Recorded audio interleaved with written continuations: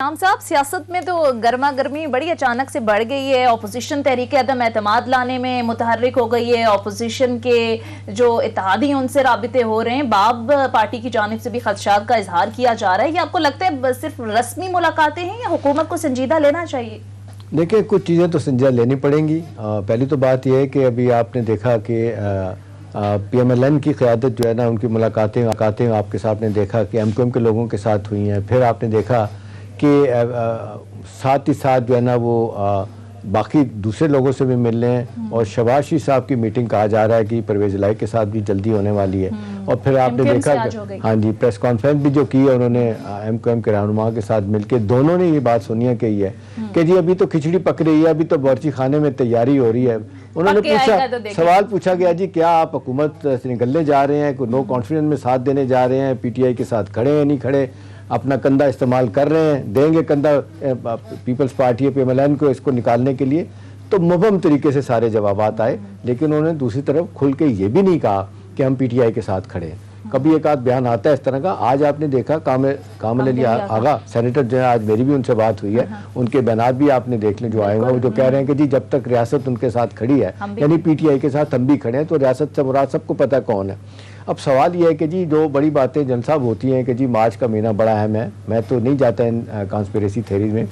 کسی حد تک تو کہا جا رہا ہے کہ کوئی آپس میں تھوڑا بہت کہیں مس انڈرسٹینڈنگ تھی، بڑی حد تک ریموو ہو گئی ہے.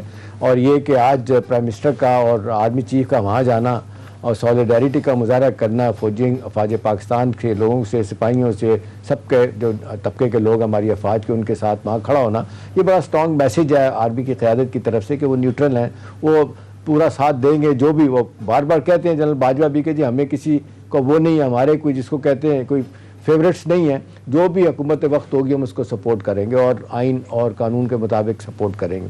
چلیں 2 منٹ کے لیے مان بھی لیا جائے کہ جی ان کے بھی سٹیکس ہیں، وہ بھی جب پولیٹیکل سپیس ان کو دی جاتی ہے تو ظاہر ہے وہ بھی کیپچر کرنے کی کوشش کرتے ہیں. جنرل صاحب، آپ کی کیا اطلاعات ہے؟ یہ جو مارچ کی بات ہوتی ہے کہ جی مارچ اگر میں سروائیو کر جاتے ہیں، یہ نو کانفیڈنس ہے. ابھی 2 باتیں بھی ایک اور بھی ہو رہی ہے اسی دوران ہی کہ نواز شریف صاحب جو ہے نا وہ قطعی طور پہ نو کانفیڈنس کے حق میں نہیں ہے. آج ان کی سی سی کی میٹنگ کل ہوئی جی، اس کے بعد بھی انہوں نے کوئی جواب اتنی کھل کے بات نہیں کی. وہ چاہتے ہیں کہ فریش الیکشن ہو. پیپلز پارٹی چاہتی ہے عدم اعتماد ہو. عدم اعتماد میں بھی اختلاف ہے کہ جی سینٹ سے شروع کریں، پنجاب گورنمنٹ سے کریں، مرکز سے کریں، وہ بھی اختلاف. آپ کو لگتا ہے کہ ان باتوں میں کوئی وزن ہے، یا یہ جان بوجھ کے افواہ سازی ہے جو پھیلائی جا رہی ہے حکومت کے خلاف؟ یا آپ کے خیال میں حکومت کو بھی جو سونیا پوچھ رہی تھی کوئی سوچنا چاہیے کہ بھی کون کیا کر رہا ہے؟ احتشام صاحب دیکھیں، میں اپنی آپ کو اطلاع میرے پاس نہیں ہے، انفارمیشن نہیں ہے، میں اپنی اسسمنٹ آپ کو دے سکتا ہوں. جی. پاکستان آرمی میں جنرل قمر جاوید باجوہ صاحب کے تقریباً 9 ماہ ریٹائرمنٹ میں سے رہ گئے. ٹھیک. وہ 5 سال سے زیادہ چیف رہ چکے ہیں اور اب لاسٹ ایئر ان کے ٹینیور کا جا رہا ہے. اس وقت وہ ایک اچھی شہرت اور روایت اور اچھی لیگیسی چھوڑ کر ریٹائر ہونا چاہیں گے. وہ میک اینڈ بریک کی سیاست سے دور رہتے ہوئے اس جنکچر میں، جو میں نے پہلے آپ کو پہلے پورشن میں بیان کیا ہے، ان انوائرمنٹ میں پاکستان میں پولیٹیکل انسٹیبلٹی کریٹ کر کے وہ ریٹائر نہیں ہونا چاہیں گے. یہ لکھ لیں، اس کو بالکل پتھر پہ لکیر سمجھ لیں. وہ انتہائی ذمہ داری کے ساتھ ادارے کا وقار، ملک کی سلامتی، پولیٹیکل انسٹیبلٹی جو ان کے شولڈرز پہ اس وقت سب سے بڑا بوجھ ہے، اس کے میں وہ انتہائی باعزت طریقے سے ریٹائر ہونا چاہیں گے rather than carrying a legacy کہ انہوں نے انسٹیبلٹی کریٹ کی. اور پہلے انہوں نے 3-3.5 سال الزامات سنے، سلیکٹڈ اینڈ سلیکٹرز، اور لائے اور بچا کے بیٹھے ہیں اور کولیشن بنا کے دی ہے. اب وہ اس سارے نئے سرے سے ایک نئے پنڈورا آف بلیمز کے ساتھ ریٹائر ہونا نہیں چاہیں گے، کیونکہ اس وقت ملک میں جتنی سٹیبلٹی کی آج ضرورت ہے اتنی پہلے کبھی بھی نہیں تھی. پولیٹیکل سٹیبلٹی، پرٹیکولرلی جب ہم چائنا کے ساتھ ایک اسٹریٹجک فیز میں داخل ہو گئے ہیں، CPEC and belt and road initiative کی، اور انڈسٹریل اور زراعت کی ڈیولپمنٹ کے جو نئے معاہدے ہو چکے ہیں. اس وقت ادارے کی طرف سے تو اس کو آپ لکھ لیں کہ ادارہ کسی میک بریک اور کسی سیاسی کھچڑی میں شریک نہیں ہوگا. اب رہے سیاستدان، یہ لوگ کسی کے سگے نہیں ہیں. ان کے جو آپ نے لفظ پہلے یوز کیا تھا، ان کے کوئی سیاسی اصول نہیں ہے سوائے اقتدار میں آنے کے۔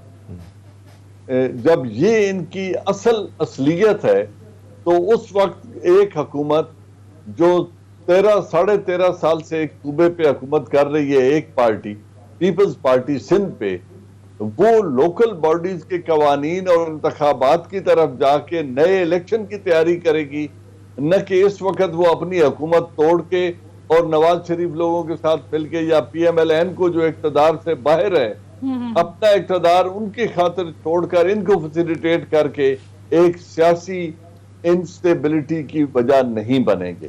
صحیح۔ دوسری بات، اچھا دوسری بات کی کیا گارنٹی ہے، اس بات کی کیا گارنٹی ہے کہ اگر اس انوائرمنٹ میں پولیٹیکل انسٹیبلٹی ملک میں کریٹ ہوتی ہے تو کون سا سٹرکچر آئے گا؟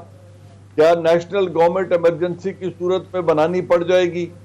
کیونکہ ملک کو تو اس دوراہے پر چھوڑا نہیں جا سکتا جس پہ آج ہم کھڑے ہیں۔ دہشت گردی کی بات ہم پہلے سیگمنٹ میں کر چکے ہیں۔ جب تمام قوتیں، ہوسٹائل قوتیں ملک کو انسٹیبل کرنا چاہتی ہیں، اس وقت ہم خود انٹرنلی بھی انسٹیبلٹی کریٹ کر کے بیٹھ جائیں، میرے خیال میں ایسا ہونے نہیں جا رہا۔ اچھا ایک چیز جنرل صاحب بتائیے کہ آپ نے بڑا واضح طور پہ اشارہ کیا ہے سی پیک کا اور باہر کی فورسز کے حوالے سے۔ ابھی آپ دیکھ لیں، چلیں تھوڑی دیر کے لیے ہم یہ کہتے ہیں کہ سیاسی کشمکش تو چلتی رہے گی، کس کو بٹھانا ہے کس کو اتارنا ہے۔ یہ پولیٹیکل پارٹی جو اپوزیشن میں ہوتی ہے ان کا کام ہی ہوتا ہے ٹف ٹائم دینا، گورنمنٹ کو اپ کرنا، ان کو ہٹانے کی کوشش کرنا۔ لیکن یہ چائنا کے ساتھ ریلیشن شپ کے حوالے سے پی ایم ایل کے لیڈر مسلسل یہ بات کرتے ہیں کہ جی چین ناراض ہو گیا۔ اگلے دن فضل الرحمان صاحب بھی یہی کہہ رہے ہیں کہ جی سی پیک کو بٹھا دیا گیا، یہ سارا کام رک گیا ہے۔ ابھی اس طرح کے بیان بازی اب دیکھیں خاص طور پہ پرائم منسٹر کے اس دورے کے بعد، جبکہ بڑی واضح طور پہ ایڈیٹوریل بھی لوگوں نے لکھے، اخبارات نے، انڈیپینڈنٹ لوگ لکھنے والے بھی وہ کہتے ہیں کہ بڑی کامیابی ہوئی ہے، بہت سارے فار ریچنگ اس میں ایگریمنٹ بھی ہوئے ہیں، ایم او یو بھی سائن ہوا ہے، نئی سنرجی بننے جا رہی ہے۔ صحیح معنوں میں جس طریقے سے ریجن میں کوآپریٹ کرنا چاہیے وہ چائنا، پاکستان، اب تو رشیا، باقی ممالک بھی اس میں آ رہے ہیں۔ ان حالات میں یہ بتائیے گا کہ ہمارے سیاسی لیڈر اپنی لڑائی بھلے ان کو لڑانے کے لیے، عمران کو ہٹانے کے لیے کریں، لیکن چائنا کے ساتھ اس طرح کے ریلیشن شپ خراب کرنا، ان کی قیادت کہتی ہے پاکستان کے ساتھ تعلقات بہت اچھے ہیں، پریزیڈنٹ شی کے ساتھ میٹنگ، اس کے بعد تو اعلامیہ آیا، وہ کتنا حوصلہ افزا ہے۔ ہم دوسری طرف ہمارے سیاسی لوگ لگے ہوئے ہیں کہ نہیں جی چائنا کو اس حکومت نے ناراض کر دیا۔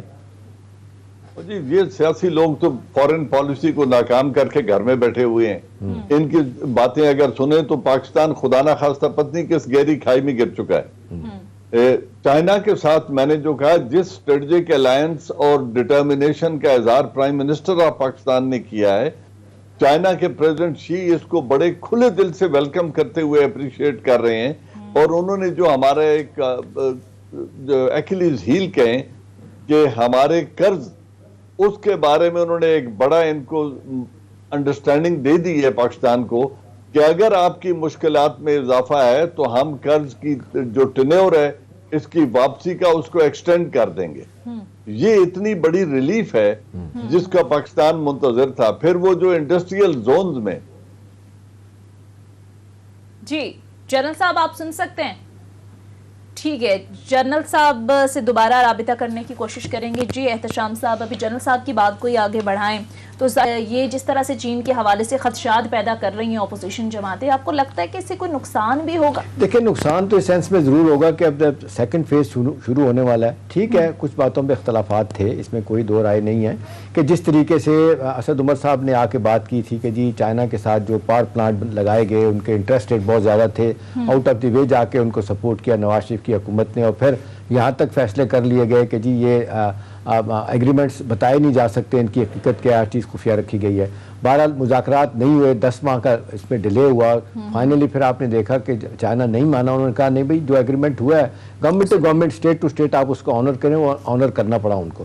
چلیں اس میں کچھ دیر بھی ہوئی۔ اب تو سوال یہ نہیں ہے، اب تو سوال یہ ہے کہ جی پہلا فیز جو انفراسٹرکچر ڈیولپمنٹ کا تھا، روڈز کا تھا، بریجز کا، ہائی ویز کا تھا، وہ آپ نے دیکھا ایک سب سے بڑا، آپ دیکھ لیں گوادر سے سنکیان تک جو ہے نا وہ بن گیا آلموسٹ۔ اب کام بھی اس پہ تیزی سے اور جگہوں پہ شروع ہو رہا ہے۔ اب سیکنڈ فیز میں جو انڈسٹریلائزیشن ہونی ہے، سیکنڈ فیز میں جو انویسٹمنٹ آنی ہے، اور اسی طرح سے آپ دیکھ لیں کہ जिस तरीके से प्राइम मिनिस्टर ने वहाँ जाके बात की है नए चाइनीज इन्वेस्टर से वो पाकिस्तान आना चाहते हैं, तो मेरा ख्याल है ये वो सूरत हाल है। और इसमें on top of it Sonia कि वो एक ट्रांसफर ऑफ टेक्नोलॉजी करने के लिए तैयार है और देंगे, तो मतलब हमारे लिए इस वक्त सूरत हाल क्या है कि गुर्बत का खात्मा, जॉब क्रिएशन पैदा होगी, उसके बाद हमें ट्रांसफर टेक्नोलॉजी होगी। इन हालात में मेरा ख्याल है अपोजिशन के लोगों के बयानात दे के मेरा ख्याल है ये कोई बैड टेस्ट वाली बात है। हो सकता है चाइनीज भी समझ गए हों, वो भी पाकिस्तान के लोगों को जानते हैं, इनकी सियासत को जानते हैं, वो इग्नोर कर देंगे। लेकिन बहरहाल ये वो बातें हैं जिनको मेरा ख्याल है पॉलिटिकल अपोजिशन के लोगों को चाहिए तो अपनी लड़ाई अपने घर पे लड़ें, इसको बाहर ना लेके जाएं। सही। अच्छा एहतशाम साहब, जरा सियासत पर हम